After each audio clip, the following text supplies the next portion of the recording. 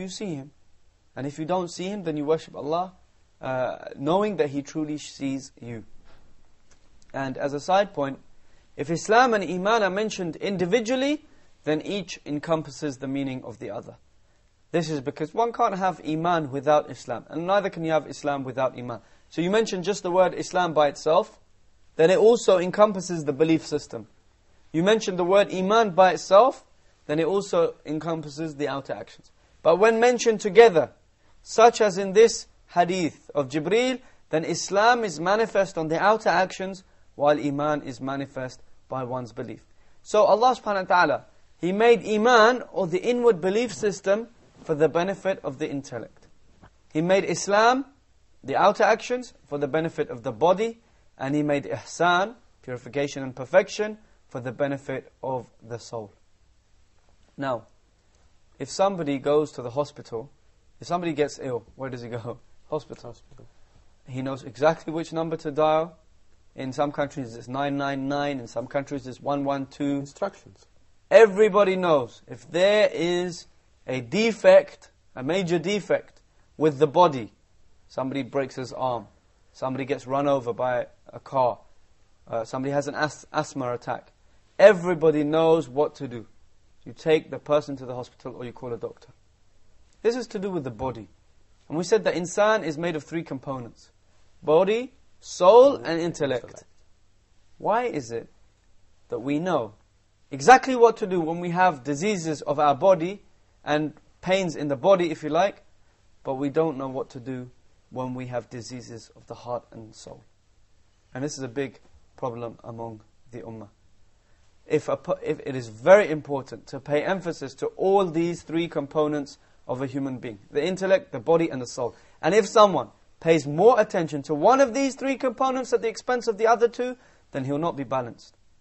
He won't be holistic in his approach to looking after his deen. And this is why you find some people taking care only of their intellects and delving deeply into the Islamic creed and belief system. And this is a good thing, but they ignore the aspect of purification of their souls. In the same way, others, they delve deeply into purifying their souls, or they think they are, but they ignore the Islamic belief system.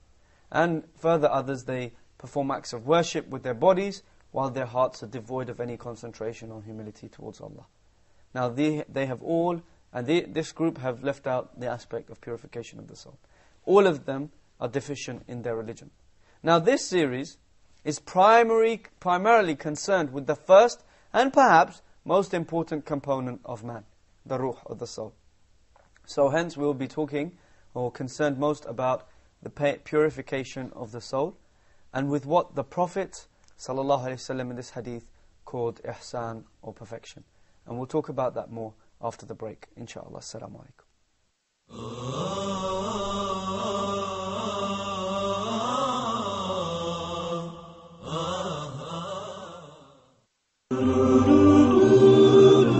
Many people trying to get together, but all their efforts were in vain because of ignoring or turning away from this great foundation. We see many people coming to the way of truth, following the guidance of Allah subhanahu wa ta'ala, but later on, they get off track. What is the reason behind that? Unity is a result. It's not a cover-up. We have to be united from inside. And Allah made this clear in the Quran when He said, وَأَطِيعُوا اللَّهَ وَأَطِيعُوا الرَّسُولَ.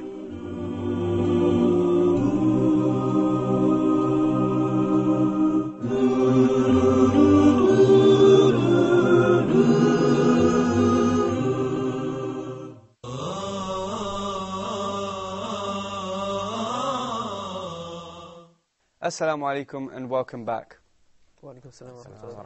We said that this series is about, primarily about the most important component, if you like, of man, or the ruh and the soul. And so we'll be concerned with purifying the soul and what the Prophet ﷺ in the hadith of Jibreel that we mentioned before the break, what he called ihsan. Now, before we go on to what is meant by ihsan, let's take a recap on the 3 components of a man. The first one was Islam. Of a man. Of a man is the body. Is the body? The ruh. The soul. And the intellect. And the intellect. Now tell me, Lutfi, about how is the intellect connected to one of the components of Islam? The intellect? The deen. Which one is it connected to? And the intellect is iman. With iman. Yeah. How is it connected? How is it connected? Because it's like in inner actions, Inner beliefs. Yeah. Yes. And so this is connected with the intellect. The person has to think about these beliefs and believe them, and that comes in the intellect. Yes, and about Islam, for example, what is it connected with regards to the body? Islam is connected to the badan, to the body. To the body of the person. Because Islam is primarily concerned, in essence, with the actions. The outer actions. actions. Praying, zakat, hajj, etc. Yeah, exactly. So one does those with actions, with the his body. body. Yeah, and ihsan.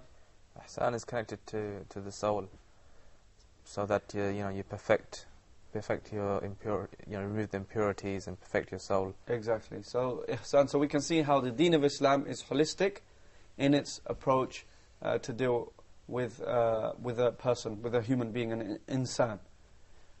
Now, what is meant by ihsan, which is what we are primarily concerned with here, or tazkiyatun nufus, purification of the soul, is the ihsan of one's action, or the perfection of one's action. Ihsan literally means perfection, to make something good. This is what ihsan means. Now, the statement of the Prophet ﷺ explaining the pillar of ihsan, that you worship Allah as if you see Him, and if you do not see Him, then He truly sees you. This statement is actually a pillar of how to achieve ihsan. How to achieve ihsan. Because why? Because ihsan is actually when a person makes good his action. Makes his action good.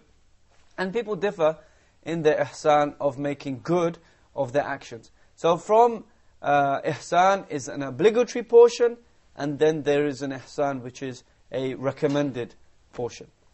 Who can tell me what the obligatory portion of ihsan that every Muslim must achieve? Making good his action. It would be that he's sincere in his action. He has to be sincere in his action, yes. And according to Sunnah. And it's got to be according to the Sunnah of the Prophet ﷺ. And we see this in the Quran and Sunnah. For example, the Prophet ﷺ said, إِنَّمَا الْأَعْمَالُ بِالنِّيَّاتِ إِنَّمَا الْأَعْمَالُ بِالنِّيَّاتِ Actions are but by intention. And also, we see that we have to do any action according to the Sunnah of the Prophet ﷺ. Because the Prophet ﷺ said, "Man amila amalan laysa alayhi amruna fahuwa rad." Whoever does an action which is not in accordance with our way, then it will be rejected. So, إِنَّمَا الْأَعْمَالُ بِالنِّيَّاتِ Actions are but by intention, shows that for an action to be accepted, it has to have the right intention. مَنْ أَحْدَثَ فِي أَمْرِنَا هَذَا مَا لَيْسَ مِنْهُ فَهُوَ رَدْ Whoever introduces into this affair of ours that which is not from it, it will be rejected. This hadith shows us very clearly that any action that we do has to be in accordance with whose way? Prophet ﷺ. The way of the Prophet ﷺ. So this is the obligatory ihsan. And every single individual, every Muslim has to reach this obligatory level of ihsan.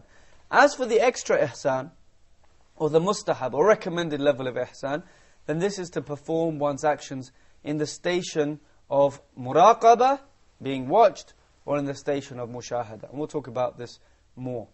Muraqabah is the first stage. It's lower than mushahada. Mushahada is the highest level of worship that a slave of Allah can